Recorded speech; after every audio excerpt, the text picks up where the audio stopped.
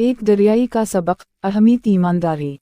ये कहानी एक छोटे सा गांव में वाक़ है, जहाँ पर दरियाई नामी आदमी रहता था। वो गांव के लोगों के लिए एक अहम शख्सियत था। दरियाई ने प्यार और ईमानदारी की अलामत बना ली थी। एक दिन एक शख्स गांव के दरियाई के पास आया और अपनी ज़िंदगी की बेवाउनहुन्ना सारी कहानी सुनाई। वो एक मग़रूर शख्स था और अपनी माली दौलत की शान में बड़े शहर की तरफ जा रहा था। दरियाई ने उस शख्स की कहानी सुनी और फ़क्र-मंदी से कहा, बेटे, माल की दौलत तो अच्छी है लेकिन ईमानदारी का अहमियत कभी नहीं हारनी चाहिए।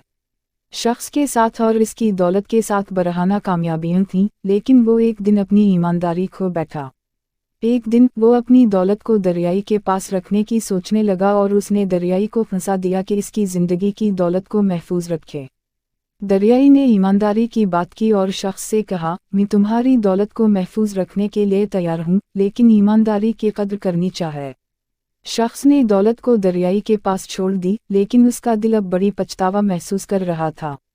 कुछ दिन बाद शख्स को अपनी दौलत की ज़िया की खबर मिली कि दरियाई ने उसे चुरा लिया है। शख्स अक्सर दिल शिकस्ता और पछताया गया दरियाई के पास आया और माफ़ी मांगने लगा। दरियाई ने शख्स को मुआफ़ कर दिया और उसे एक अहम सबक सिखाया। वो कहा, बेटे, दौलत की तलबत में तुमने अपनी ईमानदारी को हार दिया। दौलत का ज़वाल होने के बावजूद ईमानदारी एक अहम माल है जो कभी नहीं खोना चाहिए। ये कहानी हमें ये सिखाती है कि दौलत अहम होती है, लेकिन ईमानदारी और शरीफियत का अहमियत कभी कम नहीं होती।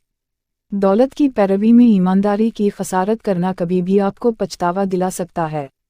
ईमानदारी और ईमानदारी की अलामत हमें हमेशा सही राह पर रहने की राह दिखाती हैं और हमें खुशी